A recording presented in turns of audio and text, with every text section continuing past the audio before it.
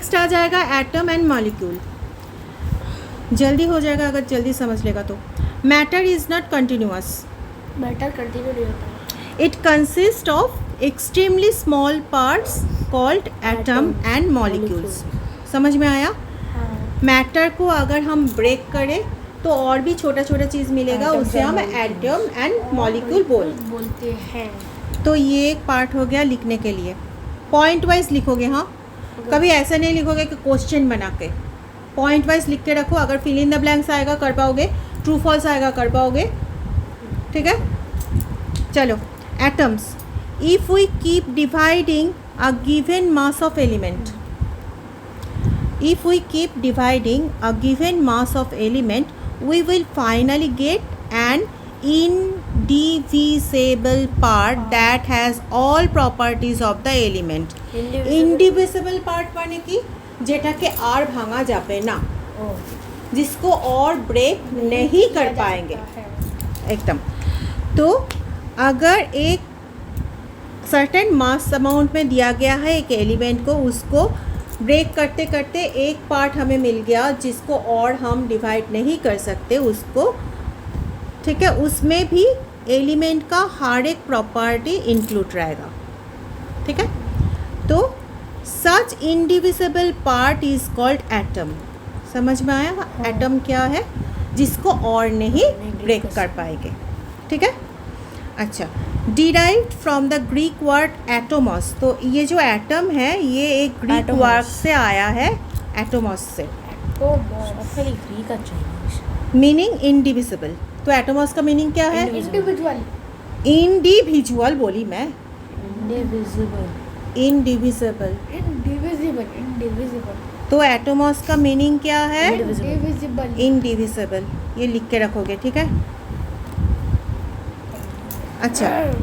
It is atom, it is the atom that take part in a chemical reaction.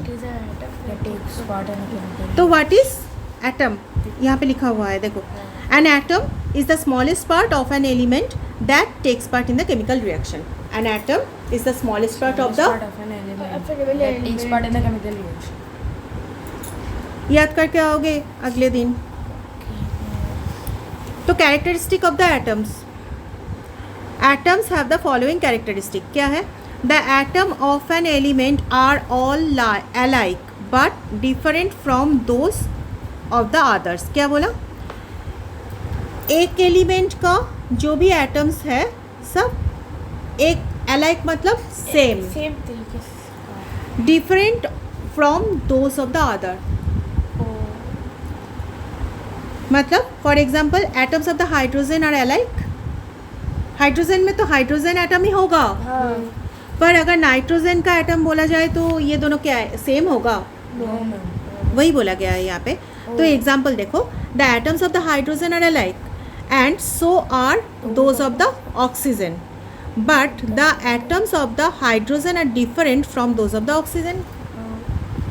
अभी oxygen का atom जो है, oxygen में हर एक एटम सेम होगा, हाइड्रोजन में हर एक एटम सेम होगा, पर हाइड्रोजन का एटम और ऑक्सीजन का एटम सभी डिफरेंट। हाँ, ये बोला गया है।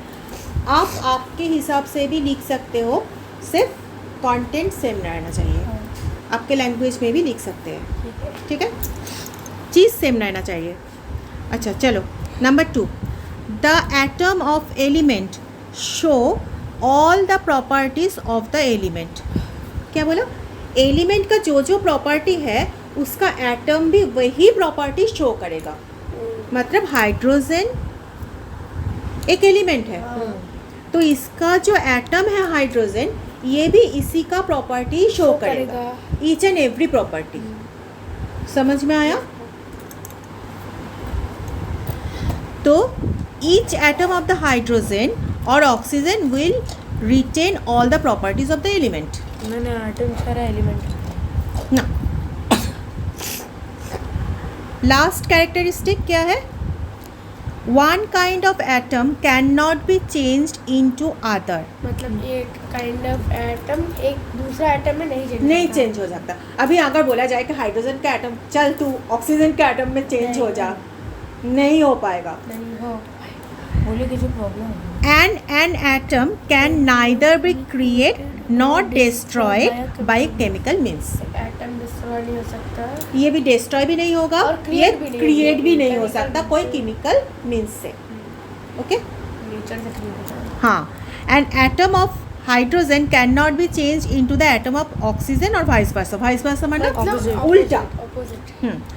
And neither can be destroyed. समझ में आया? हाँ। यहाँ से ही दिमाग में घुसा के जाओ जल्दी जल्दी, तो फिर हो जाएगा। And symbol is the abbreviated name of the element. मतलब मान ले हाइड्रोजन हम बोल रहे हैं, पूरा नाम है हाइड्रोजन, तो उसका सिंबल क्या है? एच। ऑक्सीजन, उसका सिंबल क्या है? O। ओ।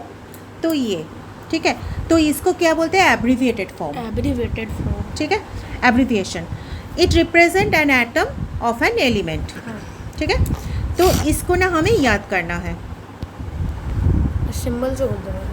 হ্যাঁ, তো এগুলো আমাদের ইয়াদ করতে হবে। হাইড্রোজেন के लिए H, H, बोरॉन के लिए B, कार्बन के लिए C, नाइट्रोजन के लिए N, oxygen O, O, fluorine F, F, phosphorus P, sulphur sulphur S।